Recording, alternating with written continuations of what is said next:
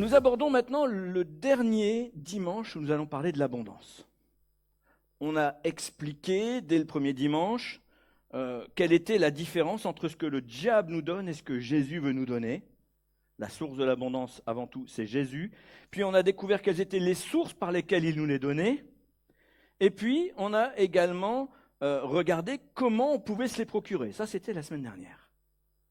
Mais il reste un dernier sujet qui me paraissait important, c'est qu'est-ce qu'on en fait de cette abondance? Ok, Dieu nous donne en abondance, mais pourquoi? À quoi ça va te servir? La première chose que nous devons savoir, c'est que la seule abondance qui nous restera quand nous serons morts, c'est la vie. Alors, pour les gens qui sont non chrétiens, qui connaissent rien à tout ça, qui comprennent rien, ils me disent, celui-là, ça y est, il a complètement décarogé. Quand t'es mort, tout ce qui te reste, c'est la vie. Non, quand t'es mort, t'es mort. Oui, sauf que nous savons ce que nous dit la Bible, c'est que Jésus nous donne la vie en abondance. Et Jean 11, 25 nous dit, Jésus lui dit, je suis la résurrection et la vie. Celui qui croit en moi vivra quand même il serait mort. C'est donc une chose certaine, c'est que la seule chose qui nous restera après notre mort, c'est la vie en Christ. Et ça, c'est une bénédiction. Une histoire nous permet aussi de réaliser, de comprendre que nous ne devons pas forcément nous réjouir, même si c'est une bonne chose d'être reconnaissant, mais on ne doit pas s'enorgueillir de l'abondance, mais il faut surtout chercher celui qui la procure, l'abondance. Vous êtes d'accord avec moi? L'abondance, c'est super, mais ce n'est pas à ça que je suis attaché, c'est à celui qui me procure l'abondance. On va regarder ensemble l'histoire dans Luc au chapitre 12, verset 16. On va lire jusqu'au verset 21. Vous allez voir, il y a un petit peu de lecture ce matin, parce que c'est important que le texte soit lu dans son contexte. Et Jésus nous parle ici, avec une parabole, il nous dit « Le domaine d'un riche propriétaire avait rapporté de façon exceptionnelle. L'homme se mit à réfléchir. Que faire ?» se demandait-il. « Je n'ai pas assez de place pour engranger toute ma récolte. »« Ah !» se dit-il enfin, « je sais ce que je vais faire. Je vais démolir mes greniers pour en construire de plus grands, et j'y entasserai tout mon blé et tous mes autres biens.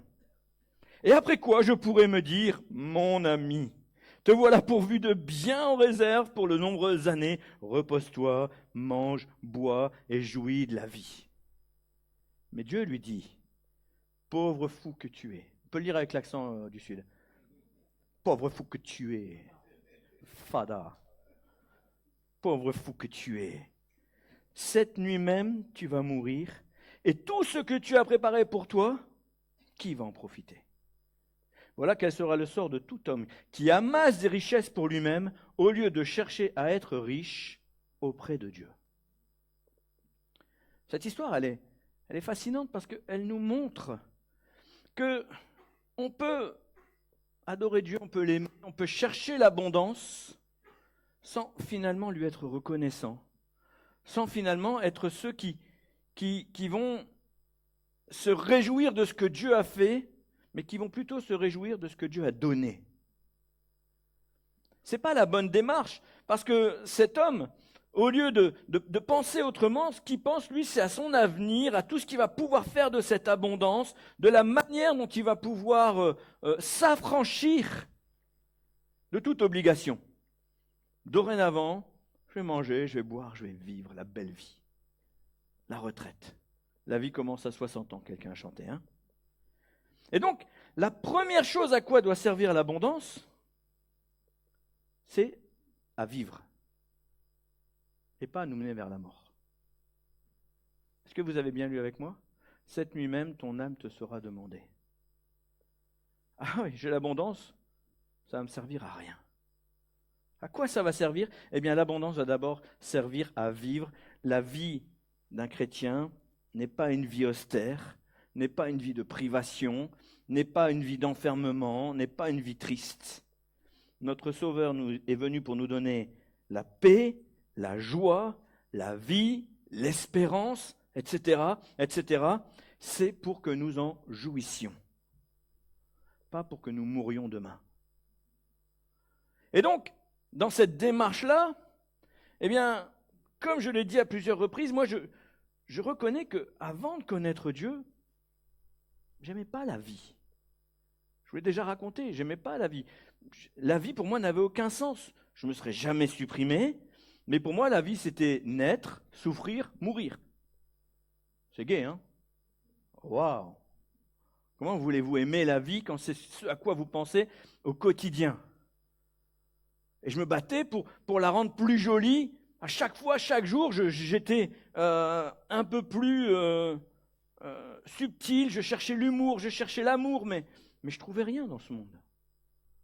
Oui, on avait quelques camarades avec qui on se marrait bien, bon, mais c'était creux. Vous savez, c'est comme quand vous grattez quelque chose et que tout s'effrite derrière. Il n'y avait rien. Ce n'est que quand j'ai reçu tout l'amour de Dieu dans ma vie que tout a changé. La vie a pris du sens. La vie était devenue belle. Je suis un fervent défenseur de la vie aujourd'hui, mais pas à n'importe quel prix non plus. J'aime la vie, mais je ne suis pas attaché à la vie ici-bas. Je suis attaché à la vie en Christ. C'est ça la vraie vie. Parce que si tu n'as pas Christ, tu n'as pas la vie. Comment tu peux prétendre aimer la vie si tu ne connais pas ce qu'est la vie? Or, la vie, c'est Christ. Si je vis, ce n'est plus moi qui vis, c'est Christ qui vit en moi, nous dit l'apôtre Paul. Et ça, c'est fabuleux de se rendre compte que, oui, un jour, comme tout le monde, toi, moi, on va probablement mourir. Je dis probablement parce que peut-être que Jésus revient tout à l'heure. Peut-être qu'on n'aura même pas le temps de manger, peut-être que j'aurai même pas le temps de finir la prédication. Mais peut-être que si. Voilà. Donc, on va probablement mourir, mais ça ne me fait pas peur. La mort ne m'effraie absolument pas. Parce que derrière, il y a Christ. Passer l'éternité avec Christ. Quelle joie, quel bonheur. Et donc, à la lecture de la parole de Dieu, eh bien, observons quelques moments d'abondance, de provision céleste, surnaturelle, pour voir quels usages on peut en faire. Et la première des choses que le Seigneur a mis sur mon cœur, c'est que l'abondance est d'abord pour toi et ta famille. C'est tellement important de comprendre ça. Combien j'ai vu, j'ai entendu, j'ai lu d'histoires d'enfants de pasteurs, par exemple, qui ont tout lâché, qui ont laissé tomber l'Église, qui veulent même plus entendre parler de Dieu, parce que leur père n'était pas équilibré, c'était tout pour l'Église, tout pour l'Église, tout pour l'Église, et ils étaient écœurés de l'Église. Et finalement, c'est Dieu qui prend. Combien d'hommes et de femmes n'ont pas la sagesse de mettre en priorité leur famille, alors que c'est le plus beau cadeau que Dieu nous donne. Qu'est-ce que tu as de plus beau que la femme ou le mari que Dieu t'a donné? Qu'est-ce que tu as de plus précieux que les enfants que Dieu t'a confiés? Est-ce qu'on mesure ça? Nous ne sommes pas les propriétaires, nous en sommes les gestionnaires. Nous aurons des comptes à rendre. Et pour comprendre cette histoire, on va regarder ensemble 2 Rois, chapitre 4, les versets 1 à 7. Une histoire fabuleuse sur le ministère d'Élisée. Une femme d'entre les fils des prophètes cria à Élisée en disant « Ton serviteur, mon mari, est mort, et tu sais que ton serviteur craignait l'Éternel. Or, le créancier est venu prendre mes 2 enfants, est venu pour me prendre mes 2 enfants et en faire ses esclaves. » Élisée dit « Que puis-je faire pour toi? Dis-moi, qu'as-tu à la maison ?» Elle répondit « Ta servante n'a rien du tout à la maison qu'un vase d'huile. » Il lui dit « Va, demande au dehors des vases chez tous tes voisins, des vases vides, et n'en demande pas un petit nombre. Quand tu seras rentré, tu fermeras la porte sur toi et sur tes enfants. Tu verseras dans tous ces vases et tu mettras de côté ceux qui seront pleins. » Alors elle le quitta. Elle ferma la porte sur elle et sur ses enfants. Il lui présentait des vases et elle versait. Lorsque les vases furent pleins, elle dit à son fils « Présente-moi encore un vase. » Mais il lui répondit « Il n'y a plus de vase. » Et l'huile s'arrêta. Elle alla le rapporter à l'homme de Dieu Et il dit, va vendre l'huile et paie ta dette, et tu vivras, toi et tes fils, de ce qui restera. Quelle histoire fabuleuse! Une histoire incroyable. Une veuve d'un disciple des prophètes. Cette femme se retrouve sans argent parce que son mari meurt. Et les créanciers, vous savez ce que c'est, les créanciers. Il faut payer, il faut rembourser. Et là, elle se retrouve démunie. Qu'est-ce que je vais faire? Il ne me reste plus rien. Et elle va voir le prophète, elle va voir Élisée. Et il lui dit, fais comme ci, fais comme ça. Et il produit le miracle. Et Dieu va faire le miracle. Je trouve ça juste extraordinaire de voir que une fiole, un vase d'huile peut remplir des jarres et des jarres et des jarres. Ça vous épate pas, vous? Moi, j'ai jamais vu ça. Hier, j'ai fait une vinaigrette. Il restait ça d'huile. Nous, on aime bien faire des pots, comme ça on est tranquille. Il restait ça d'huile, je l'ai versé dans le récipient dans lequel je voulais faire ma vinaigrette. Et ben, il y avait ça d'huile dans le pot. J'ai attendu. Mais il n'y en avait pas plus. Alors j'ai ouvert une autre bouteille d'huile. Et j'ai fait une grande vinaigrette. Mais, vous savez, quand Dieu fait le miracle, il ne le fait pas pour rien. On voit ici, l'huile va couler en abondance. Elle va demander au serviteur de Dieu, et après que le serviteur lui ait dit ce qu'elle avait à faire, elle l'a fait, et ensuite elle vient, elle l'informe. Elle l'informe. Sur quoi Élisée va lui dire, on l'a lu au verset 7, « Va vendre l'huile et paie ta dette et tu vivras, toi et tes fils, de ce qui restera. » Est-ce que vous avez vu les priorités ici? Va, vends l'huile pour payer ta dette. Dieu te dit, d'abord ne dois rien à personne. Et ensuite, tu vivras. Tu vivras avec ce qu'il restera. Non seulement ils vont vivre, waouh, mais en plus ils sont débarrassés de la dette. Pourquoi les débarrasser de la dette? Parce que Dieu donne en abondance pour toi et ta famille. Il est hors de question que tes enfants deviennent des esclaves. Il est hors de question que tes enfants subissent. Peut-être tu as fait des erreurs de jugement, des erreurs d'appréciation, des erreurs de placement. Oui, ça arrive. Et dans nos erreurs de jugement, de placement, d'appréciation, eh bien, nous ne laissons pas que des bénédictions pour les générations qui suivent. Regardez l'état de notre planète. Bien évidemment, on ne va pas faire d'écologie ici. On n'a pas le temps. Mais regardez comment Dieu intervient. Il donne l'abondance pour que tu vives et pour que tes enfants vivent aussi. C'est pas fabuleux ça, les amis? On retrouve aussi dans cette histoire l'un des plus grands principes liés à la bénédiction, principe dont je vous ai déjà parlé la semaine dernière, à savoir le respect et l'obéissance des serviteurs de Dieu. Ici, elle vient voir le prophète et elle lui soumet son problème. Combien de fois, JB, combien de fois on apprend le problème des gens après qu'ils aient mis des heures, des mois, des semaines, des années à ramer pour le régler tout seul? C'est triste.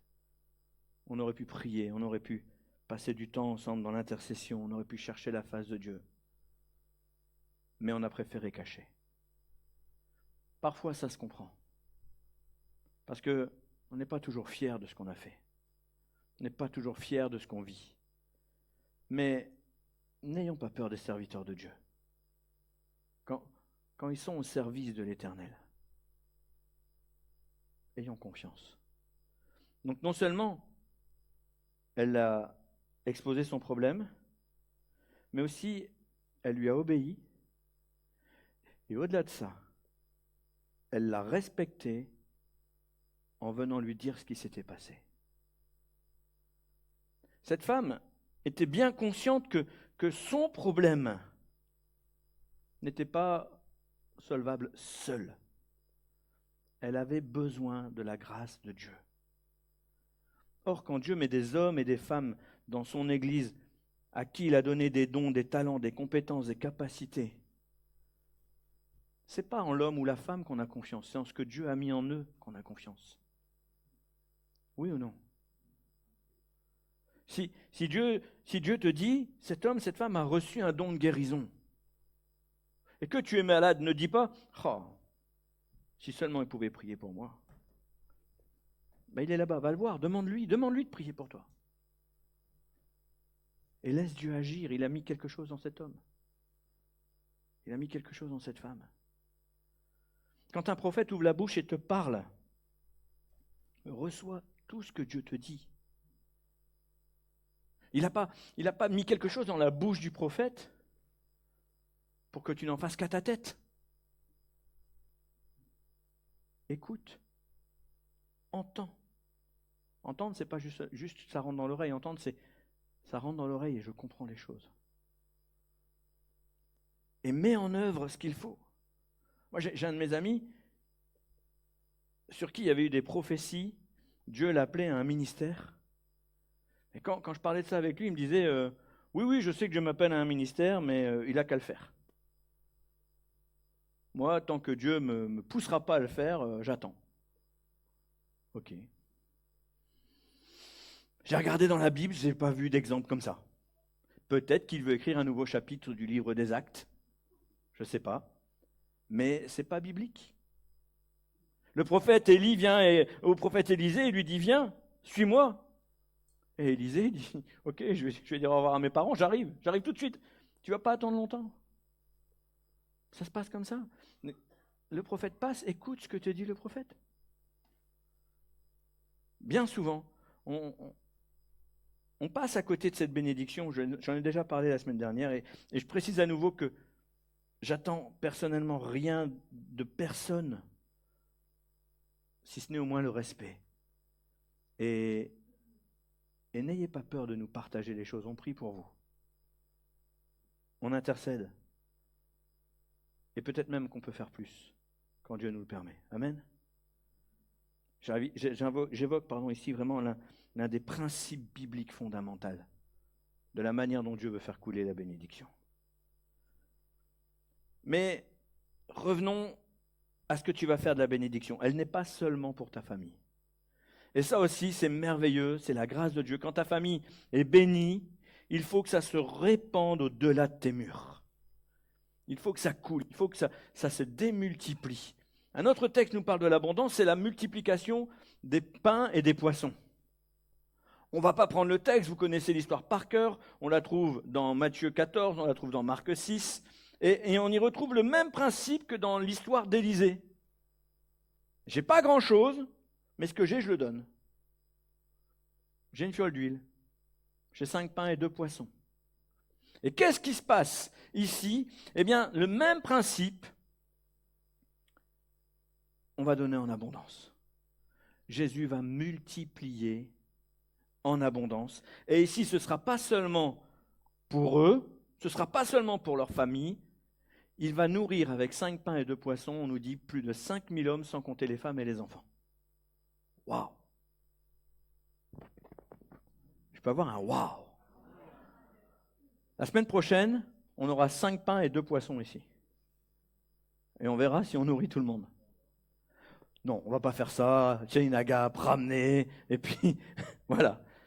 C'est pas qu'on manque de foi, mais quand même. On ne va pas forcément essayer. Hein. On essaye, mais on cache le reste dans le frigo. Voilà. Et si Dieu donne l'abondance, on ramènera ça à la maison. D'accord? Ici, donc, ce principe va être de servir une foule. Mais moi, ce que j'apprécie dans l'histoire, parce que je la relisais, est-ce que vous réalisez une chose? Qui va servir les pains et les poissons? Qui? Les apôtres. Parmi eux, parmi les 12, il y a des pêcheurs. Pêcheurs de poissons, j'entends.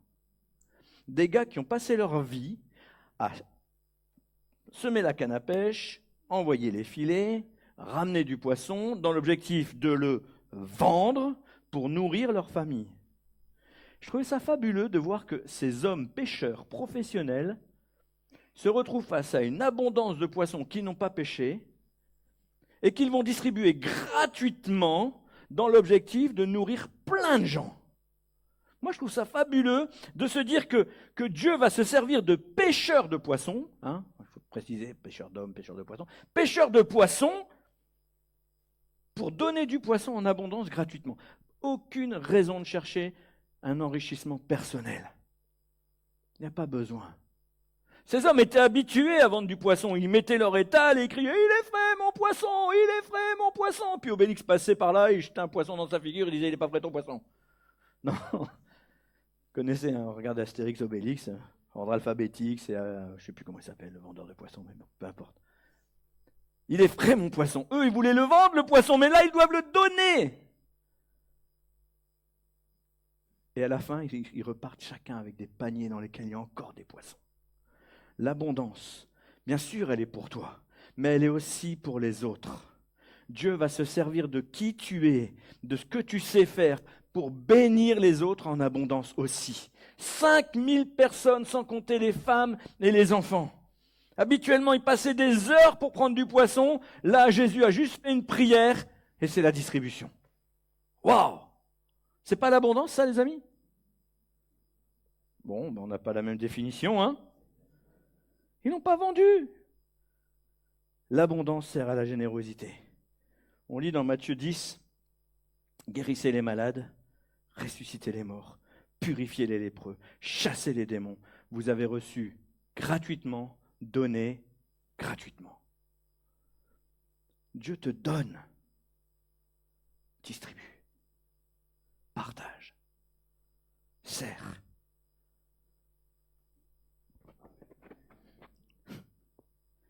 C'est vraiment une leçon, je pense, pour nous, parce que la bénédiction, elle est pour ton entourage, mais elle est aussi pour les nations. Qu'est-ce que tu as reçu que Dieu te demande de donner encore? Je vous ai partagé le propos de Jésus à propos des poissons, à propos de la manière dont il nous demande de bénir, mais Paul avait la même conviction. On va regarder ensemble 2 Corinthiens au chapitre 9, et on va lire à partir du verset 7. Que chacun donne comme il a résolu en son cœur, sans tristesse ni contrainte. Car Dieu aime celui qui donne avec joie. Alors, bien évidemment, le texte ici parle d'argent. Mais il ne s'agit pas seulement d'argent. Il y a plein d'autres choses que nous pouvons donner. Oui ou non? Ah, bien sûr, il ne faut pas négliger l'argent. Mais que chacun donne comme il l'a résolu dans son cœur, sans tristesse ni contrainte. Au verset 8, « Et Dieu peut vous combler de toutes sortes de grâces. » Vous voyez que ce n'est pas que de l'argent. « Afin que, possédant toujours en toutes choses, et j'ai vraiment souligné en toutes choses, de quoi satisfaire à tous vos besoins. » Là aussi, j'ai souligné tous vos besoins. L'homme n'a pas besoin que d'argent. Vous entendez avec moi? On a besoin de tellement d'autres choses. Vous ayez encore en abondance, pourquoi? Pour toute bonne œuvre. Dieu nous demande de faire, vous avez vu, c'est au singulier, de faire une œuvre. Ouais. Tu veux en faire plus? Libre à toi. Mais fais-en au moins une. Vous avez vu que c'était au singulier? Pour toute bonne œuvre. Fais-en au moins une. Selon qu'il est écrit, il a fait des largesses, il a donné aux indigents, sa justice subsiste à jamais. Celui qui fournit de la semence au semeur et du pain pour sa nourriture. Est-ce que vous comprenez la subtilité ici? Pendant que tu sèmes, tu dois quand même manger. Donc il fournit la semence, mais il fournit aussi le pain pour que tu le manges pendant que tu sèmes. Donc celui qui a fourni la semence au semeur et du pain pour sa nourriture, vous fournira et vous multipliera la semence, il augmentera les fruits de votre justice. Vous serez de la sorte enrichis à tous égards, pour toute toute espèce, encore une fois, au singulier, de libéralité. La libéralité, c'est la générosité. D'accord ? Donc pour toute espèce de libéralité qui, par notre moyen, feront offrir à Dieu des actions de grâce, car le secours de cette assistance non seulement pourvoit aux besoins des saints, mais il est encore une source abondante de nombreuses actions de grâce envers Dieu. Voilà pourquoi Dieu pourvoit à nos besoins personnels en abondance, parce qu'il ne pourvoit pas qu'à tes besoins personnels. Il pourvoit aux besoins des autres également. La bénédiction, elle est pour toi et elle est pour celles et ceux qui sont autour de toi. Dieu est abondant pour que nous puissions nous montrer généreux. Tu as reçu beaucoup d'amour, donne de l'amour. Ne te contente pas de garder ça pour toi. Donne. De toute manière, les sources sont inépuisables, elles viennent de Dieu. Tu as reçu de l'autorité. Donne la bonne autorité de Christ, partage. Tu as reçu des dons, donne. Moi, vous savez, il y a un truc qui m'attriste de plus en plus, c'est de voir que dans l'Église, des ministères se commercialisent. Ça m'afflige. Qu'est-ce que j'entends par se commercialise ?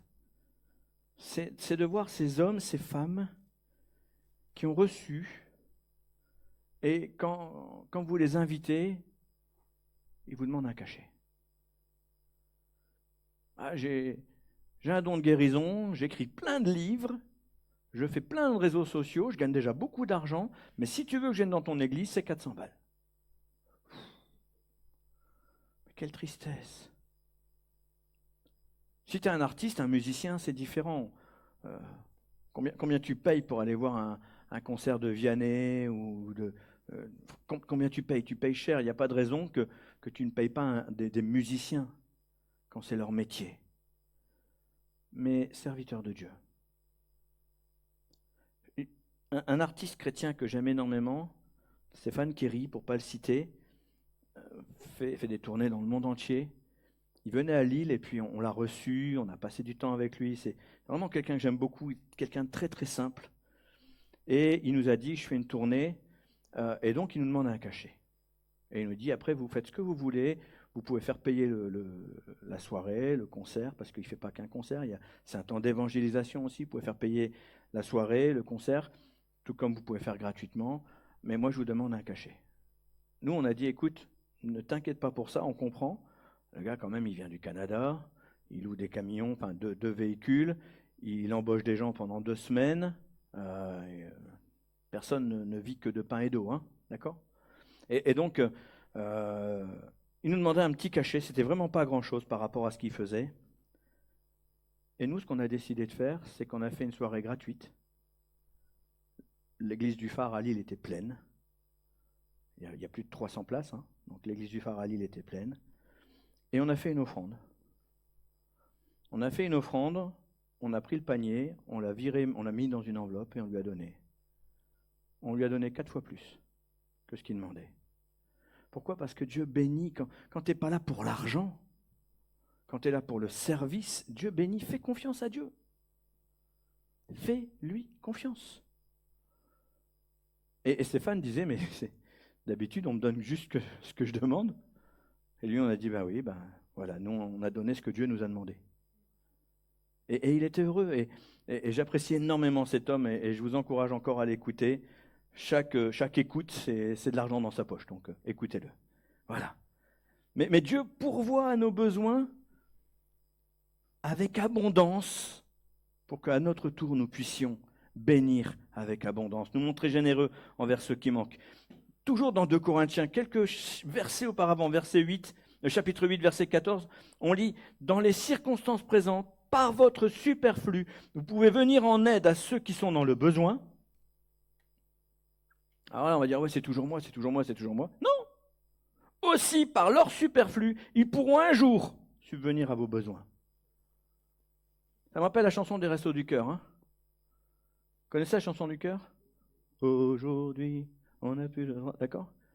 Moi, je connais la chanson des Restos du Cœur quand elle est sortie dans les années 80, 89, 90, je pense, quelque chose comme ça. Et c'était Nathalie Baye qui chantait. Au tout début, elle disait, non, je pense que c'était même Michel Platini qui disait, si nous pensons à eux, c'est en fait égoïste. Demain, peut-être notre nom va venir grossir la liste. C'est pas bête, hein? Aujourd'hui, ça va, tu vis bien, tant mieux. Mais qu'est-ce qu'il adviendra de toi si demain tu peux plus? Si toute ta vie tu es passé à côté de la générosité, ce que Dieu te donnait, tu l'as gardé pour toi. Qu'est-ce qui va arriver demain quand toi tu n'auras plus les moyens même de subvenir à tes propres besoins? Tu as vécu une vie joyeuse, mais tu souriais pas. Ah, tu étais content, tu souriais pas.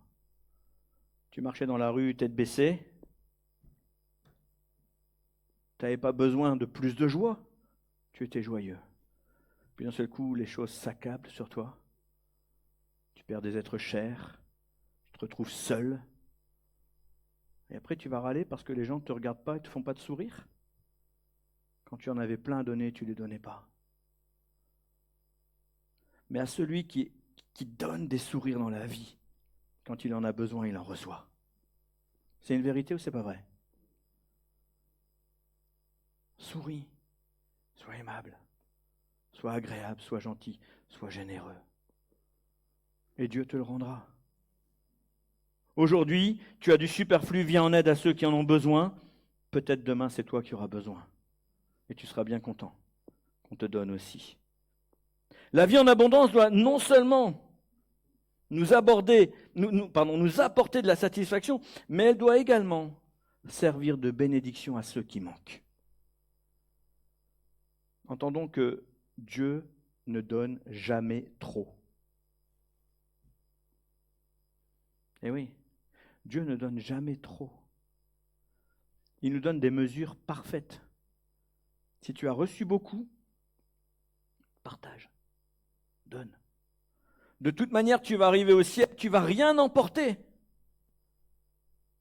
N'oublie pas ta famille. Je vous l'ai dit, c'est la première des choses. N'oublie pas la famille. Mais partage, tu ne vas rien emporter au ciel. Et ce qu'il donne, c'est pour que nous puissions glorifier son nom. Bien entendu, cela parle des choses matérielles, mais encore une fois, pas seulement des choses matérielles. Dieu nous donne amplement. Ça dépasse ce qu'on peut entendre. Et puis,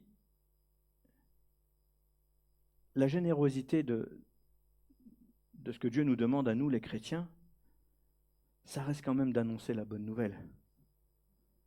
Ah là, j'ai des amen. Ça, c'est la première des générosités que Dieu nous demande de faire. Combien de personnes croisons-nous à longueur d'année et combien d'âmes mortes parmi elles? Combien? Nous qui avons la vie en abondance, ayons le témoignage de personnes qui ont la vie pour donner envie aux autres d'avoir la vie. Encore une fois, n'oublions pas une chose, c'est que ce n'est pas nous qui donnons la vie, c'est Christ qui donne la vie. Nous sommes le vecteur, nous sommes juste le témoignage. Est-ce que ton témoignage donne envie d'avoir la vie? Réfléchissons vraiment à ça. Il ne s'agit pas de faire n'importe quoi, mais d'accomplir, la Bible nous dit, les œuvres que Dieu a préparées d'avance. C'est aussi simple que ça. C'est préparé d'avance afin que nous les pratiquions. Voilà ce que nous dit la Bible. Quand Dieu te bénit, demande-toi à ton tour de quelle manière tu peux bénir. C'est la vision de l'Église. Soyez bénis. Océane un peu plus fort. Soyez bénis. Amen. Seigneur, tu me bénis. Comment je peux être une bénédiction? Ne me laisse pas tenter par le fait de ne pas l'être. Dans tout ce que je fais, Seigneur, je veux être une bénédiction. Ce n'est pas toujours facile. Parfois notre caractère, notre tempérament, parfois notre cœur, parfois notre paresse Parfois, notre attitude nous tire vers le bas. Mais il ne s'agit pas de faire n'importe quoi, il s'agit de faire les œuvres que Dieu a préparées d'avance. Je ne fais pas tout ce que je veux. Seigneur, montre-moi ce que je dois faire. Quand Dieu te bénit, demande-toi comment tu peux bénir. Certains fondateurs de grandes marques aimaient Dieu. On lit, on trouve sur Internet facilement au moins l'histoire de 2 hommes. Monsieur Caterpillar, les grues, les machins, les trucs, là, les engins de chantier, les chaussures, et Monsieur Colgate. 2 hommes qui, au départ, n'avaient rien du tout et ont commencé petitement et sont restés fidèles dans la dîme. Au départ, ils donnaient 10% de ce qu'ils touchaient,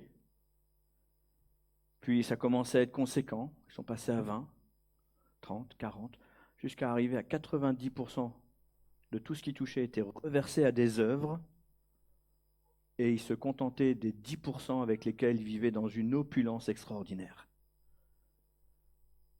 Ils avaient les moyens de s'acheter des yachts, des maisons, ils vivaient très bien, ils payaient leurs impôts. C'était juste une mise à l'épreuve de ce que dit la parole de Dieu. Mettez-moi de cette manière à l'épreuve et vous verrez si je n'ouvre pas pour vous les écluses des cieux. Ces 2 hommes ont laissé un grand témoignage. Et là, bien évidemment, je parle de biens matériels. Alors on pourrait se dire, c'est une prédication pour la dîme. Absolument pas. Une autre personne a laissé un témoignage extraordinaire, comme beaucoup d'autres, mais je vais vous citer qu'un seul nom, celui de Mère Teresa. Cette femme, bien sûr, elle était catholique, ok. Mais elle aimait Dieu, profondément. Elle aimait Dieu et elle aimait son prochain. Cette femme, dès l'enfance, accompagne sa mère dans l'aide qu'elle va apporter aux plus démunis de sa ville en Albanie. Qu'ils soient pauvres, qu'ils soient alcooliques, qu'ils soient orphelins, ça ne fait aucune différence.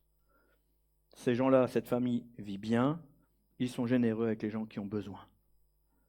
Mère Teresa entend sa mère lui dire tous les jours, « Quand vous faites du bien, faites-le comme une pierre que vous jetez à la mer. »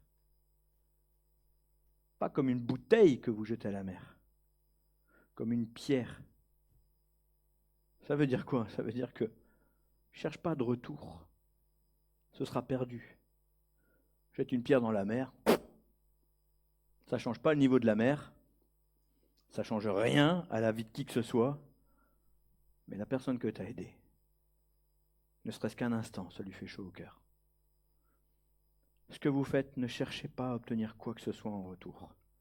Sa mère lui disait aussi, « Ma fille, n'accepte jamais une bouchée qui ne soit pas partagée avec un autre. Si tu manges, assure-toi que la personne à côté de toi mange aussi. » Vous voyez, ce sont des principes, ce sont des valeurs. Personnellement, on ne me les a pas enseignés.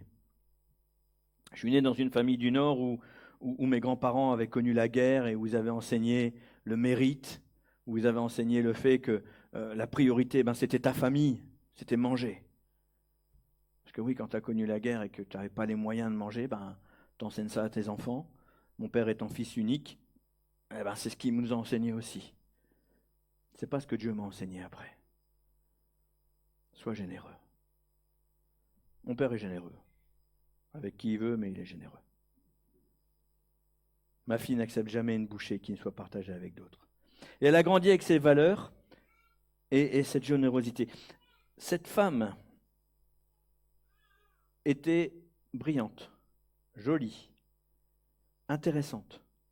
À tel point que quand elle s'engage dans les ordres à 18 ans, son frère lui dit « Mais quel gaspillage ! Fais pas ça, c'est n'importe quoi, tu as beaucoup plus à faire. » Elle, ce qui l'intéresse, c'est aider les autres. À 19 ans, elle part en Inde. Et là, elle consacre sa vie à aider les autres. Elle n'a pas de moyens. Quand ses parents vont mourir, elle va hériter, elle va tout donner parce qu'elle veut partager, elle veut bénir, parce qu'elle veut soigner. Son histoire est simplement fabuleuse. Elle a été choquée par la misère qu'elle a vue et elle s'est dit, mais même si ce que je fais, c'est une pierre jetée dans la mer, je dois le faire. Ouais, c'est un exemple pour chacun d'entre nous. Quelle pierre es-tu prêt à jeter dans la mer? Elle décède à 89 ans en laissant un témoignage remarquable derrière elle. Encore une fois, je ne fais certainement pas l'apogée de l'Église catholique, de son organisation ou quoi que ce soit. Je regarde la vie d'une adoratrice et rien d'autre. Au travers de ces histoires bibliques et de ces histoires contemporaines, on comprend que l'abondance que Dieu nous accorde ne doit pas être que pour notre plaisir personnel. Ça doit aussi servir la gloire du royaume de Dieu. Tu reçois en abondance, sers la gloire du royaume de Dieu. C'est pas pour ta gloire personnelle. Elle a vocation à nous satisfaire, évidemment. Si Dieu te donne, je te l'ai dit, profites-en toi et ta famille. J'insiste, ta famille doit être prioritaire. Mais quand tu as reçu en abondance, sers la gloire de Dieu. Ça doit servir le royaume. Il y a un danger à ce que ça soit autrement. Et le danger, c'est quoi? C'est l'orgueil. Le danger, c'est l'arrogance. Le danger, c'est la suffisance. Il y a des contre-exemples dans la Bible et le plus flagrant, c'est l'exemple du roi Salomon.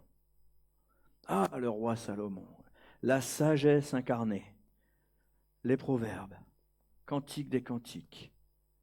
Cet homme nous a laissé des écrits extraordinaires, lui, le fils de David, le roi bien-aimé, l'homme selon le cœur de Dieu.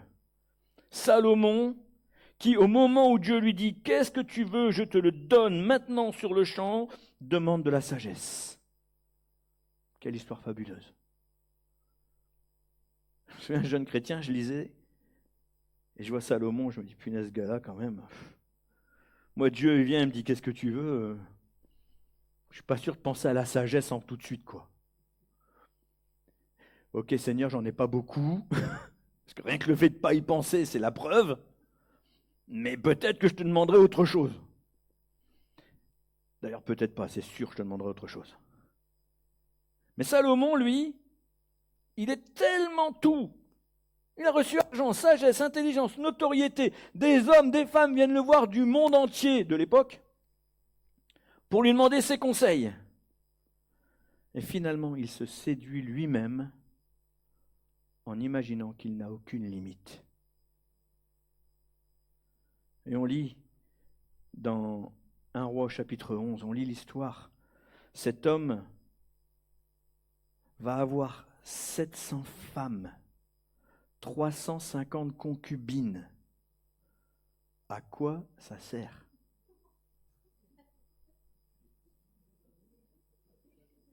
Non mais alors, ok, la polygamie, je peux comprendre, 2, 3 femmes, 4 femmes. Déjà, j'ai un peu de mal avec l'idée, mais ok, pendant que l'une fait à manger, l'autre s'occupe des enfants, la troisième fait le ménage, et la quatrième regarde le foot avec moi. Je vois pas vraiment l'intérêt, je préférais qu'on regarde le foot tout ensemble, comme ça on s'égaye quand on gagne, quoi. Quel est l'intérêt d'avoir autant de femmes? Imaginez même la vie de ces femmes. 1050 femmes, ça sert à rien. Elles auraient pu satisfaire au moins 1149 autres hommes. Ça aurait été une bénédiction. Celui qui trouve une femme trouve un trésor. Messieurs, ah, quand même, s'il vous plaît. Qui trouve une femme trouve un trésor. Amen. Ah, moi j'ai trouvé mon trésor. Mais n'empêche, Salomon, ça a commencé à s'enorgueillir. J'ai 1050 femmes, j'ai la connaissance, je suis adoré du monde entier, les gens viennent me voir, même la reine de Saba vient me poser des questions. Je fais un petit garçon au passage. Elle ne compte même pas parmi les 1050. Imaginez. Et puis, pour les satisfaire, il va construire des hôtels à Astarté, à Milcom, à Kémosh, à Moloch. Et on lit au verset 11, l'Éternel dit à Salomon, pourquoi tu as agi de la sorte et tu n'as point observé mon alliance et mes lois que je t'avais prescrites. Je déchirerai le royaume de dessus toi et je le donnerai à ton serviteur. Cet homme qui nous a laissé des proverbes, qui nous a laissé une grande sagesse, cet homme qui était destiné à être un modèle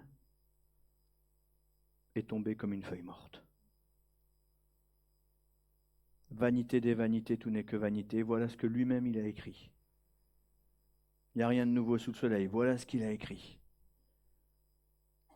Mes amis, l'abondance ne doit pas servir notre propre chute. L'abondance doit servir les intérêts du royaume de Dieu. À l'instar de Salomon, nous ne sommes pas ignorants de ces choses. Salomon a écrit, il a usé de l'encre. Il y a même des livres apocryphes, les sagesses de Salomon. Il a écrit. Mais on ne peut pas négliger que si l'Éternel nous bénit, s'il nous accorde l'abondance, c'est pour que nous fassions des œuvres et que nous lui rendions gloire, à lui et à personne d'autre. Bitcoin ne sera jamais un dieu. Amen. L'histoire de Salomon nous rappelle que la bénédiction de l'Éternel, qui n'est suivie d'aucun chagrin, ne nous affranchit pas d'accomplir la volonté de Dieu.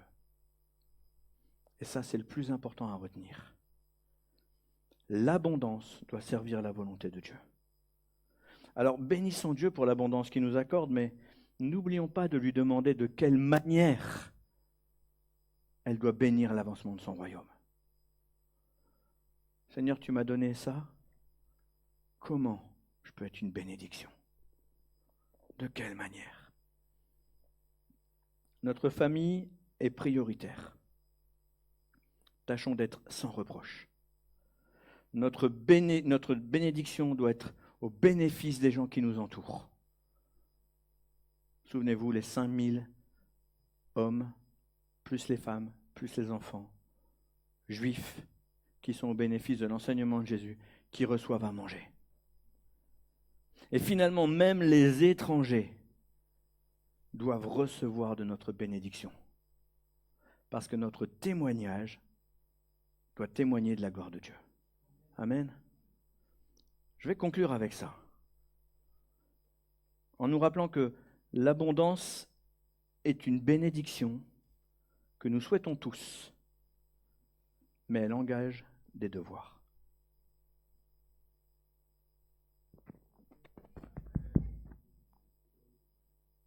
Tu veux la bénédiction? Non. Tu veux l'abondance? Ah, David, il en veut. Tu veux? Bénédiction, abondance? Est-ce qu'il y a quelqu'un d'autre comme David ici? Amen. N'oublie pas que ça engage ta vie et des devoirs. Ne vous réjouissez pas de ce que Satan vous est soumis. Ne vous réjouissez pas de l'abondance. Réjouissez-vous de ce que votre nom est inscrit dans le livre de vie. C'est ça l'essentiel. Amen. On va conclure par la prière, simplement. Père éternel, c'est vrai que tu as prévu pour nous l'abondance, la vie en abondance. Là où le diable détruit, toi tu bâtis. Là où le diable tue, toi tu donnes la vie. Là où le diable dérobe, toi tu donnes. Seigneur, tu nous montres au travers de tous les éléments sur cette planète combien ta générosité est grande. Tu nous montres, Seigneur, que la source de la bénédiction avant tout, c'est toi. Mais c'est aussi la communion fraternelle, c'est aussi le fait de partager ces choses ensemble, c'est aussi ta parole. Et ce matin, Seigneur, tu nous rappelles qu'à ce titre, nous avons aussi des devoirs. Tu ne donnes pas, Seigneur, généreusement pour que nous gaspillons, mais tu donnes généreusement pour que nous te glorifions. C'est pourquoi, Seigneur, avant toute chose, je veux te demander pardon pour toutes les fois où j'ai gardé pour moi ce que tu m'avais donné et j'ai négligé de le partager. Seigneur, je ne veux plus que ça arrive et je te prie également pour chacun d'entre nous, Seigneur. Que ce soit dans nos dons, dans nos talents, que ce soit dans nos capacités, dans notre argent. Seigneur, montre-nous comment ce que nous recevons peut être mis à disposition de l'avancement de ton royaume. Père, nous ne voulons pas être de ceux qui négligent. Nous ne voulons pas être de ceux qui oublient. Parce que oui, un jour, j'étais un mendiant assis à la porte du temple. Et des disciples sont venus me dire, on n'a ni argent ni or, mais ce qu'on a, on te le donne, lève-toi et marche. Aujourd'hui, je suis à la place de ces disciples, Seigneur. Et moi aussi, je veux donner ce que j'ai. Je te prie, Seigneur, que chacun d'entre nous puisse entrer dans cette démarche de générosité. Que nous soyons généreux avec ta parole. Que nous soyons généreux, Seigneur, avec ce que tu nous donnes. Que nous soyons généreux, Seigneur, avec les bénédictions que nous recevons. Seigneur, je te prie de bénir chacune de nos familles. Qu'elles soient au bénéfice de toute ta grâce. Parce que ta parole le dit, tu bénis jusqu'à 1000 générations la famille de ceux qui te craignent. Seigneur, c'est ce que nous voulons. Nous voulons que notre famille soit bénie. Et je te prie, Seigneur, que dans notre avancée, nous ne négligions pas les œuvres que tu as préparées d'avance afin que nous les pratiquions. Père, au nom de Jésus, visite-nous ce matin. Enseigne-nous. Montre-nous. Et donne du fruit à toutes les bénédictions que nous donnons. Nous voulons voir ta gloire au travers de ces choses. Seigneur, c'est ma prière non seulement pour ma vie, pour ma famille, mais pour toute ton Église. Au nom de Jésus. Amen. Amen. Les amis, il est 12:01. Alors, soyez bénis et soyez une bénédiction.